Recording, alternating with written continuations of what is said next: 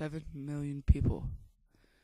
7 million people visit the National Museum of Natural History each year. That is nearly three-fourths the population of Ohio. Because the Smithsonian Institution had collected so many objects, they created the National Museum of Natural History to display them, which is now one of the most visited museums in the world. This is because of the vast variety of objects and specimens. Since the Smithsonian Institution has been collecting and researching items for over 150 years, it has one of the largest collections in the world. The Smithsonian collection began in 1846 when explorers sent in boats and trainloads of artifacts and specimens they collected on their expeditions. The specimens were originally housed in the Smithsonian Institution building, but many referred to it as a castle. It is one of the largest collections in the world. President Theodore Roosevelt himself donated approximately 6,000 specimens to the museum. The specimens that are collected are organized into three groups: anthropology, biology, and geology. One of the institution's most well-known collectors was Spencer F. Baird. He was the museum's first curator, then he later became the museum's second secretary. Researchers like Baird collect rocks, plants, animals, artwork, tools, and fossils.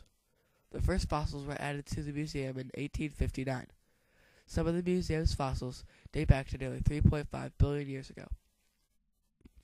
Some of the museum's earlier specimens were lost in a fire. They have been organizing items for over 150 years. They are still adding objects today. Each year, the collection grows by almost 750,000 items.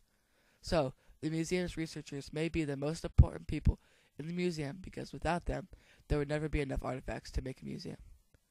To show the importance of history, the National Museum of Natural History was created and became another great addition to the National Mall. The museum was founded by James Smithson of London, who wanted to create an establishment to increase knowledge among men. The ground was broken for the building on June 15, 1904. In August of 1909, the staff began to move into the building, and specimens were being transferred to the museum from the institution building via horse-drawn cart.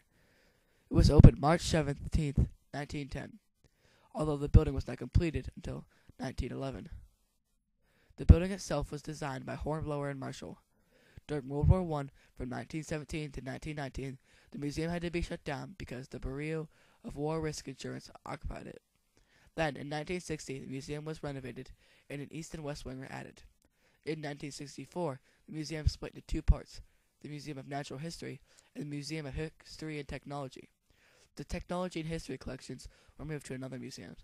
The museum was first named the United States National Museum. It did not take its present name, National Museum of Natural History, until 1968. The building's slate-covered dome and columns create a memorable impression, even today. Inside the building, there is marble floors and limestone walls. The main entrance features a rotunda that you walk into when you enter the building. There are three main halls inside, one of which was restored in 2003, and the other two are planned to be restored soon. So, the museum has gone through additions, restorations, and closings, but as part of their journey, they made it the great museum that it is today. Today, the museum is one of the most visited museums in the country because of its vast variety of exhibits and objects. Today, the museum is open daily from 10 a.m. to 5:30 p.m. The museum has more than 125 million specimens of animals, plants, fossils, gems, minerals, and human artifacts. A massive stuffed African elephant greets visitors as they enter. The African bush elephant weighs in at 8 tons, the largest ever recorded.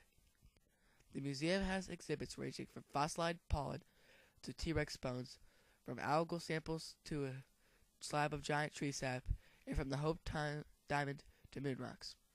They have over 375,000 individual mineral samples. Over 10,000 of those are gems. They feature a mineral called the Hope Diamond, which is the world's largest blue diamond. It is arguably the most visited museum object in the world. It was donated to the museum by a man named Harry Winston. The museum also has an insect zoo where visitors can touch live insects. Many of the museum's exhibits are hands-on. Also, it has 9 of the 50 known Mars meteorites. Although many of the exhibits are always changing, it contains 16 permanent ones.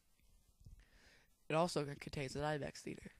So the museum has gone through has many great attractions and exhibits, which help it make it one of the most successful museums in America. Now, because of the great researchers and history of the National Museum of Natural History, it is one of the greatest museums in history and has one of the biggest collections in the world. It is one of the most successful museums in the world. It attracts many people. So, because of all the researchers and builders of the museum, it now nearly has 7 million people visit it each year.